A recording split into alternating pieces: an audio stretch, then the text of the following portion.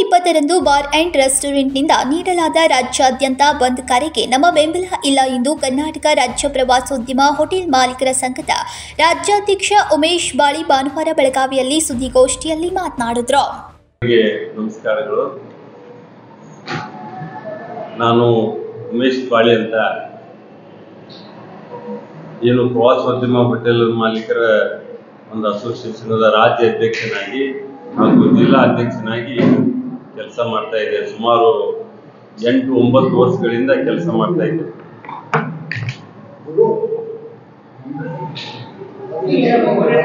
ಕೆಲಸ ಮಾಡ್ತಾ ಇದ್ದೇವೆ. ಸೊ ಇವತ್ತು ಮೊನ್ನೆ ನಾವು ಬೆಂಗಳೂರಿನಲ್ಲಿ ಪತ್ರಿಕಾಗೋಷ್ಠಿಯನ್ನು ಮಾಡಿದ್ದೇವೆ.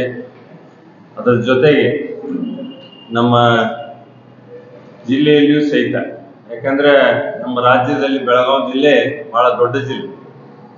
ಇಲ್ಲಿ ಏನು ಅನುಕರಣೆ ಮಾಡ್ತೀವಿ ಅದೇ ಇಡೀ ರಾಜ್ಯಕ್ಕೆ ಉಪಸರಿಸ್ತದೆ.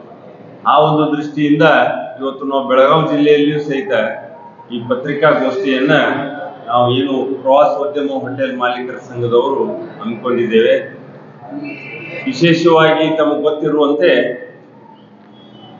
ಪ್ರವಾಸೋದ್ಯಮ ಇಲಾಖೆ ಅನುಮತಿ ಪಡೆದು, ಅದರ ಜೊತೆಗೆ ಅಬಕಾರಿ ಇಲಾಖೆ ಅನುಮತಿ ಪಡೆದು CL7 ಅನ್ನುವಂಥ ಒಂದು ಸನ್ನದವನ್ನು ಹೊಂದಿ ಇವತ್ತು lodging, boarding, restaurant, travel counters, travel desk ಇವುಗಳೆಲ್ಲವನ್ನು ಹೊಂದಿಸಿಕೊಂಡು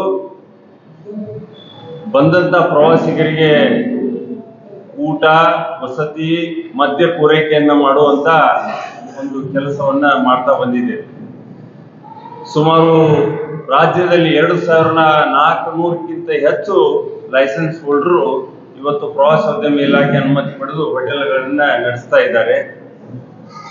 ಅದೇ ರೀತಿಯಾಗಿ ನಮ್ಮ ಜಿಲ್ಲೆಯಲ್ಲಿಯೂ ಸಹಿತ ಸುಮಾರು 70ಕ್ಕಿಂತ ಹೆಚ್ಚು ಹೋಟೆಲ್ಗಳು ಈ ನಿಟ್ಟಿನಲ್ಲಿ ಕೆಲಸ ಮಾಡ್ತಾ ಇದ್ದಾರೆ. ನಿಮ್ಗೆ ಗೊತ್ತಿದ್ದಂತೆ ನಮ್ಮ CL7 ಲೈಸೆನ್ಸ್ನಲ್ಲಿ ಸುಮಾರು 20ರಿಂದ 50 ರೂಮ್ಗಳನ್ನು ಒಳಗೊಂಡಂತ ಒಂದು ಲಾಡ್ಜಿಂಗ್ ಇರಬೇಕು. ಅದರ ಜೊತೆಗೆ ಎಲ್ಲ ಅಮ್ಯುನಿಟೀಸ್ ಇರಬೇಕು.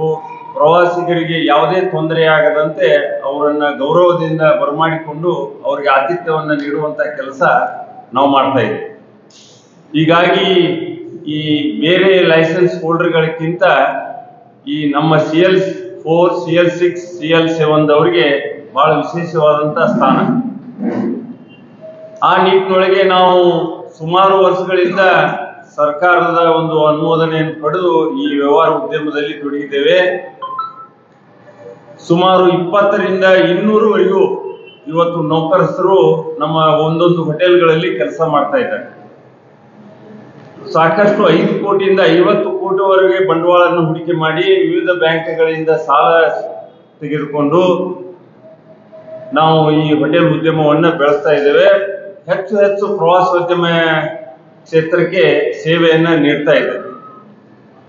ಆದರೆ ಇವತ್ತು ಬಂದಂತ ಈ ಪರಿಸ್ಥಿತಿಯಲ್ಲಿ ಏನು ಹಿಂದೆ ನಡೆದಂತ ಸರ್ಕಾರಗಳ ಮುಖ್ಯಮಂತ್ರಿಗಳಿರ್ಬೋದು, ಟೂರಿಸಂ ಮಿನಿಸ್ಟರ್ಗಳಿರ್ಬೋದು, ಎಕ್ಸೈಸ್ ಮಿನಿಸ್ಟರ್ಗಳಲ್ಲಿ ನಾವು ಸತತವಾಗಿ ನಮ್ಮ ಕಷ್ಟ ಸುಖಗಳನ್ನು ಹಂಚಿಕೊಂಡು ಸಾಧ್ಯವಾದಷ್ಟು ಬಗೆಹರಿಸಿಕೊಳ್ತಾ ಬಂದಿದ್ದೇವೆ. ಇವತ್ತಿನ ಮುಖ್ಯಮಂತ್ರಿ ಸಿದ್ದರಾಮಯ್ಯ ಅವರು, ಪ್ರವಾಸೋದ್ಯಮ ಇಲಾಖೆ ಸಚಿವರಾದ HK ಪಾಟೀಲ್ರು, ಅಬಕಾರಿ ಸಚಿವರಾದಂತ ನಮ್ಮ RB ತಿಮ್ಮಪ್ಪ ಅವ್ರಿಗೂ ಸಹಿತ ನಮ್ಮ ಈಗಾಗಲೇ ನಾವು ಪ್ರಾರಂಭಿಕ ಹಂತದೊಳಗೂ ಒಂದು ಪತ್ರಗಳನ್ನು ನೀಡಿದ್ದೇವೆ, ಈಗೂ ನೀಡಿದ್ದೇವೆ. ನಮ್ಮದೇ ಆದಂತ ಕಷ್ಟ ಸುಖಗಳಿಗೆ ತಾವು ಪರಿಹಾರ ನೀಡಬೇಕು ರಾಜ್ಯ ಸರ್ಕಾರದವರು ಅನ್ನುವಂತ ಮಾತನ್ನು ಹೇಳಿದ್ದೇವೆ. ಯಾಕಂದ್ರೆ ನಮ್ಗೆ ಕೋವಿಡ್ ಸಂದರ್ಭದಲ್ಲಿ ಸುಮಾರು 2 ವರ್ಷಗಳ ಕಾಲ ನಮ್ಮ ಹೋಟೆಲ್ಗಳು ಬಂದಾಗಿ ಬಹಳ ಕಠಿಣವಾದಂತ ಪರಿಸ್ಥಿತಿಯನ್ನ ಎದುರಿಸಿದ್ದೇವೆ. ಈಗೇನೋ ಒಂದು ಸ್ವಲ್ಪ ಸುಧಾರಿಸಿಕೊಳ್ತಾ ಇದ್ದೇವೆ. ಇಂಥ ಸಂದರ್ಭದಲ್ಲಿ ಇನ್ನೂ ಹೆಚ್ಚು ನಮ್ಮ ಸರ್ಕಾರ ನಮ್ಮ ಬೆನ್ನಿಗೆ ನಿಂತರೆ ನಾವು ಈ ಉದ್ಯಮ ಬೆಳೀಲಿಕ್ಕೆ ಅನುಕೂಲ ಆಗ್ತದೆ ಅನ್ನುವಂಥ ದೃಷ್ಟಿಯಿಂದ ಅವರಿಗೆ ನಾವು ಒಂದು 4-5 ಮನವಿಗಳನ್ನ ಮಾಡ್ಕೊಂಡಿದ್ದೇವೆ. ಒಂದು, ವಿಶೇಷವಾಗಿ ನಾವು ಪ್ರವಾಸೋದ್ಯಮ ಹೋಟೆಲ್ ಇರೋದ್ರಿಂದ ಈ CL2, CL9 ಅವ್ರ ಜೊತೆ ನಮಗೆ 11 ಗಂಟೆ 12 ಗಂಟೆ ರಿಸ್ಟ್ರಿಕ್ಷನ್ ಮಾಡದೆ 24 ಗಂಟೆಗಳ ಕಾಲ ಯಾವುದೇ ಪ್ರವಾಸಿಗ ಯಾವುದೇ ಒಂದು ಸ್ಥಳಕ್ಕೆ ಬಂದು ಯಾವುದೇ ಒಂದು ಕಡೆ ಅವನು ಊಟ, ಉಪಚಾರ, ವಸತಿಗಳನ್ನ ಸುರಕ್ಷತೆ ದೃಷ್ಟಿಯಿಂದ ಮಾಡಬೇಕಂದ್ರೆ ನಮ್ಮಂತ ಹೋಟೆಲ್ಗಳಲ್ಲಿ 24 ಗಂಟೆಗಳ ಕಾಲ ಸೇವೆ ಬೇಕಾಗ್ತದೆ. ಆ ದೃಷ್ಟಿಯಿಂದ 24 ಗಂಟೆಗಳ ಕಾಲ ನಮಗೆ ಹೋಟೆಲ್ಗಳನ್ನ ಓಪನ್ ಇಡಲು ನಾವು ಸರ್ಕಾರಕ್ಕೆ ಮನವಿ ಮಾಡಿಕೊಂಡಿದ್ದೇವೆ. ಅದೇ ರೀತಿಯಾಗಿ ಈ ಎಲ್ಲ ಲೈಸೆನ್ಸ್ ಸನ್ನದಾರಗಳಲ್ಲಿ ನಾವು CL7 ಲೈಸೆನ್ಸ್ದಾರರು ಹೆಚ್ಚು ನಾವು ಲೈಸೆನ್ಸ್ ಶುಲ್ಕವನ್ನ ಭರಿಸ್ತೇವೆ. ವರ್ಷಕ್ಕೆ ವಾರ್ಷಿಕವಾಗಿ ಸುಮಾರು 5 ಲಕ್ಷದಿಂದ 8 ಲಕ್ಷವರೆಗೂ ನಾವು ಲೈಸೆನ್ಸ್ ಫೀಯನ್ನ ತುಂಬುತ್ತೇವೆ. ಹೀಗಾಗಿ ನಾವು ಸರ್ಕಾರಕ್ಕೆ ಕೊಡುವಂತ ಆದಾಯ ನಾವು ಹೆಚ್ಚಿಗೆ ಪ್ರಮಾಣ ಇರೋದ್ರಿಂದ ಆ ಶುಲ್ಕವನ್ನ ಸ್ವಲ್ಪ ದಯವಿಟ್ಟು ಸರ್ಕಾರ ಕಡಿಮೆ ಮಾಡಬೇಕನ್ನುವಂತ ವಿನಂತಿಯನ್ನು ನಾವು ಮಾಡಿಕೊಂಡಿದ್ದೇವೆ. ಪ್ರವಾಸೋದ್ಯಮ ಹೋಟೆಲ್ನವರು ಬ್ಯಾಂಕ್ನಿಂದ ಸಾಲ ಪಡೆದು ಹೆಚ್ಚಿನ ಬಂಡವಾಳ ಹೂಡಿಕೆ ಮಾಡಿ ನಿರುದ್ಯೋಗಿಗಳಿಗೆ ಕೆಲಸ ಕೊಟ್ಟು ವರ್ಷಕ್ಕೆ ಲೈಸೆನ್ಸ್ ಶುಲ್ಕವನ್ನು ಹೆಚ್ಚಿನ ಪ್ರಮಾಣದಲ್ಲಿ ನೀಡುತ್ತಿದ್ದೇವೆ. ಈ ಶುಲ್ಕವನ್ನು ಸರ್ಕಾರ ಕಡಿಮೆ ಮಾಡಬೇಕು ಎಂದು ಒತ್ತಾಯಿಸಿದರು. ಇನ್ನು ಈ ಸಂದರ್ಭದಲ್ಲಿ ಅನೇಕರು ಉಪಸ್ಥಿತರಿದ್ದರು. ಸಂಕಲ್ಪ ಶಿಂದೆ, KMM ಕನ್ನಡ, ಬೆಳಗಾವಿ.